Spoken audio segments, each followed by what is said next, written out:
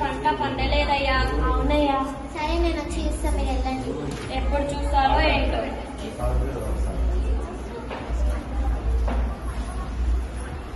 అయ్యో, అందరు పంటలు పండినాయి, నా పంటే పండట్లేదు. ముందే నాకు అప్పుల బాధ, ఎలానో ఏంటో. రామయ్య, నా డబ్బులు ఎప్పుడు ఇస్తా? మర్చిపోయినా ఎప్పుడు ఇస్తా నా డబ్బులు? నా డబ్బులు రాగానే మీకు ఇస్తానయ్యా. 2 రోజులు టైం ఇస్తున్నా, పెళ్లి నుంచి డబ్బులు కావాలి. సరేనయ్యా. నా బిడ్డ చెప్పినట్టు నేను కూడా రసాయన ఎరువులు వాడతాను. రసాయన ఎరువులు కదా, ఇది కూడా తీసుకు.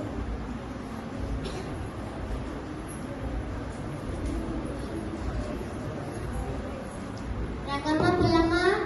అయ్య గారు చెప్పండి. ఏంటో ఏమో, మీకు ఏ పని చెప్పినా కంగారే.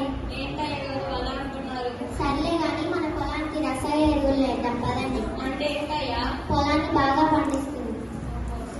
ఇదిగో తీసుకోండి.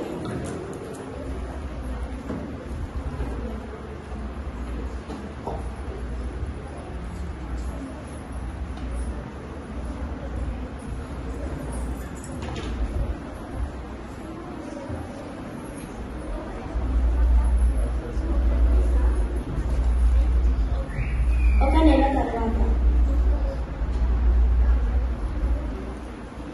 నా పంట ఎంత బాగా పండిందో. ఈ పంటనంతా తీసుకెళ్ళామంటే నాకు చాలా డబ్బులు వస్తాయి. దాంతో నా అప్పుల బాధలన్నీ తీరిపోతాయి. రంగమ్మ, పుల్లమ్మ. అయ్య గారు చెప్పండి. కదండి మన పొలంలో కూరగాయలు పోతాం.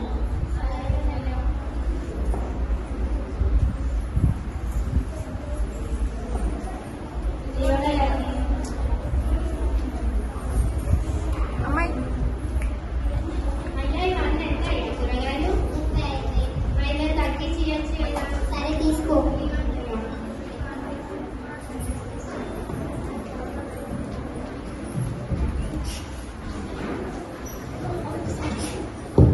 కూరగాయలమ్మ, కూరగాయలు, కూరగాయలమ్మ, కూరగాయలు. అదే ఇక్కడ కూరగాయలు చిన్న అమ్మాయి డబ్బులు కదా కొనేస్తాను. ఆడ కూరగాయలు చిన్నగా నేను పెద్దగా కూరగాయలే కావాలి. నీవే కదా సత్య. అమ్మ ఎంత కాదమ్మ చెప్పండి. ఉల్లిగడ్డ ఎంత? 60 రూపాయలమ్మా. తక్కువకి రాదా? ఒక మాట చెప్పండి అమ్మా. 40కి 50కి అయితే ఇస్తానమ్మా. సరే.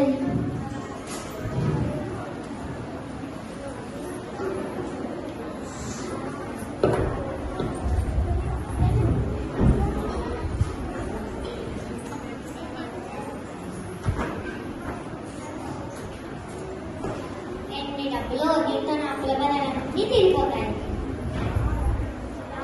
రామాయణ డబ్బులు ఇంటికి ఇస్తావా? ఇదిగోండి అయ్యా, తీసుకోండి. కలర్స్ డబ్బులు వేయొద్దు. రంగమ్మ, పుల్లమ్మ. చెప్పండి. అదండి మన పొలానికి రసాయన ఎరువులు ఈసారి ఇంకా ఎక్కువయ్యారు.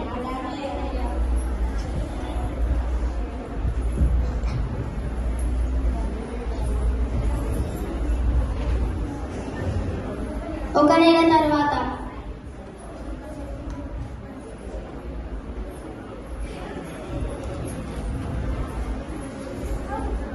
అయ్యో, అయ్యగారు పొలం ఏంటి ఇంకా పండలేదు? వెళ్ళి అయ్యగారు చెప్పాను. అయ్యగారు మన పొలంలో పంట పండలేదయ్యా. అవునయ్యా. సరే నేను వచ్చి చూస్తాను, మీరు వెళ్ళండి. అలాగయ్యా. అయ్యో, అయ్యయ్యో, నా పొలానికి ఎవరు దిష్టి పెట్టిందో. నా పొలం అంతా నాశనం అయిపోయింది. అయ్యో, ఏమైంది రామయ్య, ఎందుకు ఏడుస్తున్నావు? చూడు నా పొలం ఎలా అయిందో. బాధపడదు రామయ్య, నా దగ్గర ఒక సైంటిస్ట్ నెంబర్ ఉంది. వాళ్ళకి ఫోన్ చేసి నీ పొలానికి ఏమైందో కనుక్కో. ఇదిగో.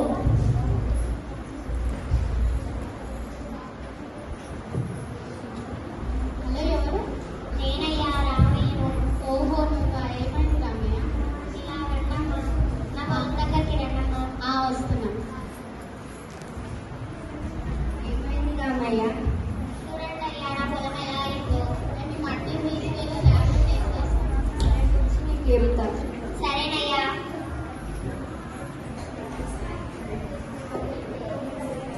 ఒక రోజు తర్వాత. నా పొలం ఎలా ఉందో ఏంటో ఒకసారి వెళ్ళి చూసొస్తాను. అయ్యా, నువ్వు రసాయన ఎరువులు వాడారా? వాడానయ్యా. ఎందుకు వాడారు? నా పొలం పండట్లేదు, ముందే నాకు అప్పుల బాధలు, అందుకే వాడానయ్యా. భూమిలో ఉన్న సారం మొత్తం పోయింది. నీ చేతులారా నీ పంట నువ్వే పాడు చేసుకున్నావు. అయ్యో అయ్యయ్యో, నా పొలాన్ని నేనే నాశనం చేసుకున్నానా? బాధపడకు రామయ్య, నువ్వు సేంద్రియ ఎరువులు వాడడం వల్ల నేలలోని సారవంతం వచ్చి పంటల దిగుబడి పెరుగుతుంది. రసాయన ఎరువుల ప్రభావం తగ్గుతుంది. అలాగే మిశ్రమ పంటలపై ఇలా 2-3 సంవత్సరాల్లో నేల తల్లి సారం తిరిగి వస్తుంది. ఆరోగ్యకరమైన ఆహారం తినవచ్చు. సరేనయ్యా. రంగమ్మ, పుల్లమ్మ, ఆయన గారు చెప్పండి.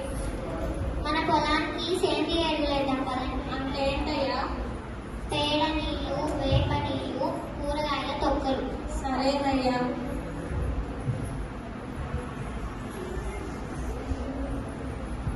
3 నెలల తర్వాత నా పొలం ఎంత బాగా పండిందో అంతా అయ్యగారు దయ. వాళ్ళు కానీ కనిపిస్తే వాళ్ళకి ధన్యవాదాలు చెప్పాలి.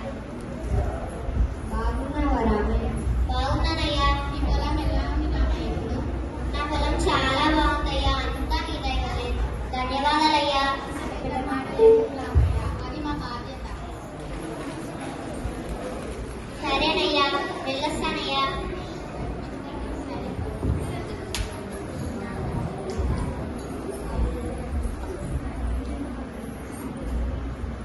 రసాయన ఎరువుల వాడకం తగ్గిద్దాం, సేంద్రియ ఎరువుల వాడకం పెంచుదాం. భూమిలోని సారాన్ని పెరగనిద్దాం, అందరికీ మంచి ఆరోగ్యాన్ని అందిద్దాం.